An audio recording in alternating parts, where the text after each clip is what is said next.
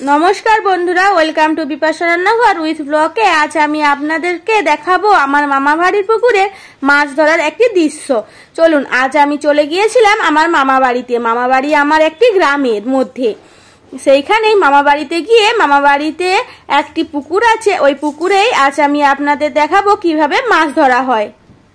প্রথমে মামা জাল নিয়ে রেডি হয়ে গিয়েছে মাছ ধরবে বলে।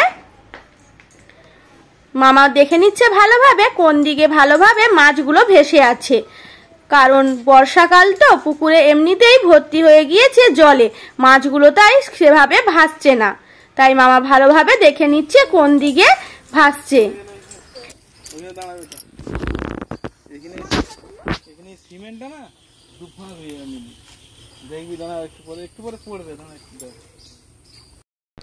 জানেন, যখনই মামা বাড়িতে আসি এই পুকুরটি আমার নজর কাড়ে, কারণ আমি তো ছোটবেলায় মামা বাড়িতে থাকতাম। তখন তো গ্রামে গঞ্জে এত কলের কোনো জল ছিল না, শুধু জল খাওয়ার জন্যই কলটি ছিল। তাই পুকুরেই আমরা স্নান করতাম, আর পুকুরে কত সুন্দর সুন্দর মাছ আমাদের নজর কাড়তো।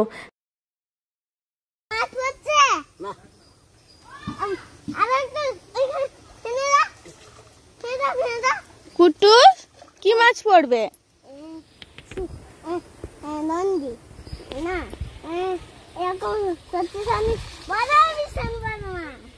বিশাল বড় মাছ পড়বে। তুমি মাছের কি খাবে? কাঁটা খাবে? মাছের কাঁটা দিলেই হবে তোমাকে?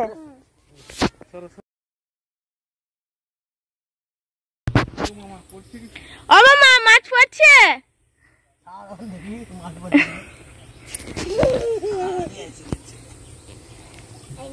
এই দেখুন বন্ধুরা, আমার মামার পুকুরে কত সুন্দর মাছ পড়েছে।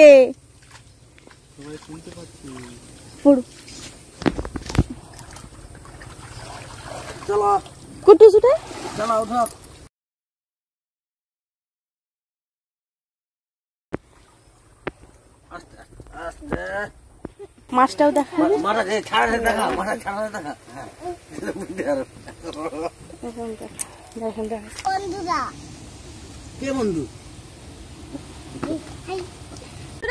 এই মাছ নিয়ে আজকে কি বানাই চলুন দেখবেন।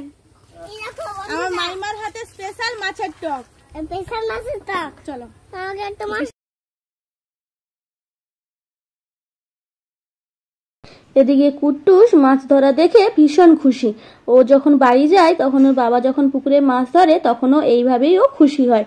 চলুন, মামা কাটতে বসে গিয়েছে মাছ, অনেকগুলো মাছ। তাই আজ মাইমা কাটছে না, আজ মামাই কাটছে মাছগুলো।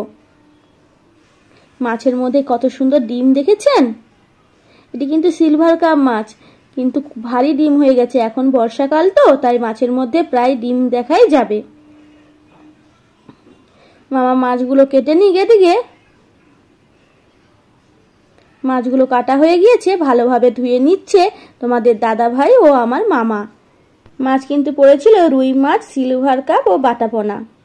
এখানে মাইমা তেঁতুল ভিজিয়ে রেখেছে টক হবে বলে। মাছগুলোই নুন আর হলুদ ভালোভাবে মাখিয়ে নিচ্ছে। দেখুন, মামা বাড়ি যেমনই হোক, কিন্তু মামা বাড়ির একটা আদর মানুষের কাছে অন্যরকম। মামা বাড়ি গরিব হোক বা বড় লোক হোক, আমার কাছে মামা বাড়ি সবসময় ভালো, কারণ আমি ছোটবেলায় ওই ঘরটাতেই থাকতাম। তাই আমার মামা বাড়ি মাটির হোক বা পাকার হোক, আমার কাছে কিন্তু মামা বাড়িটাই সব থেকে ভালো জায়গা, শান্তির জায়গা। আমার মা প্রথমে উনুনটা ধরানোর জন্য ফুঁক মেরে নিচ্ছে।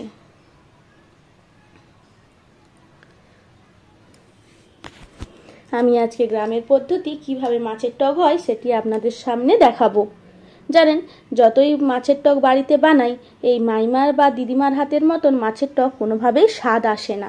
তাই আজ আমি ভিডিও রেকর্ড করে নিচ্ছি কিভাবে মাছের টক হয়। বাড়িতে যেও চেষ্টা করব ঠিক এইভাবেই মাছের টক রান্না করার জন্য।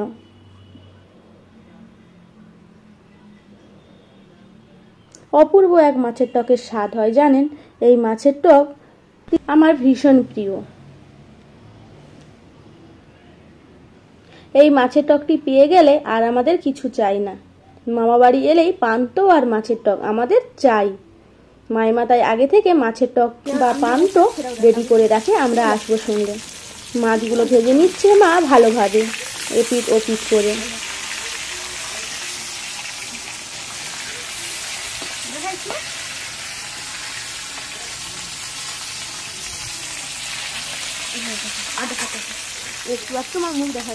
ভালোভাবে মাছগুলো ভেজে নিচ্ছে। আমার মাইমা বা দিদিমা যেভাবে মাছের টক বানায় আমার মা কিন্তু ঠিক সেভাবে পারে না। আমার মাকে বলা হয় তুমি তার মেয়ে হয়ে কেন এত সুন্দর মাছের টক বানাতে পারো না।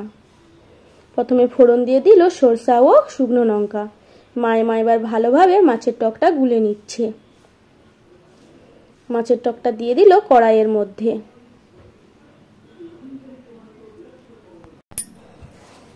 ভালোভাবে মাছের টকটা দিয়ে দেওয়ার পরে যতক্ষণ না ফুড আসে ততক্ষণ এভাবেই থাকবে। মাইমা দিয়ে দিল হলুদ 1 চামচ,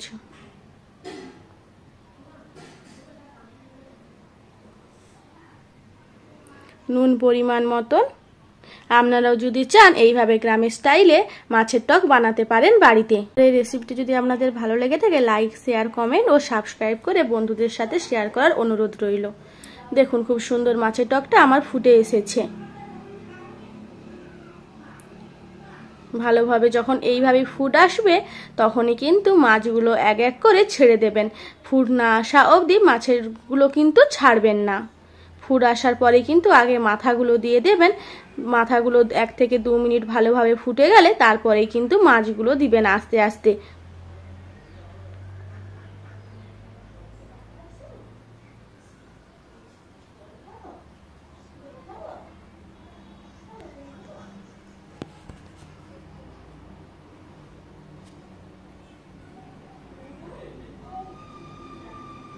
দেখুন সুন্দরভাবে আমার মাছের টকগুলো কিন্তু ফুটে আসছে। সবার শেষে দিয়ে দিবে মাইমা 1 চামচ চিনি। সরষা তেল উপর থেকে দিয়ে দেবেন। এইভাবে মাছের টক রান্না করলে কিন্তু 4 থেকে 5 দিন রেখেও আপনারা খেতে পাবেন। যদি গরম করে নেন প্রতিদিন খেতে পারবেন কিন্তু এইভাবেই।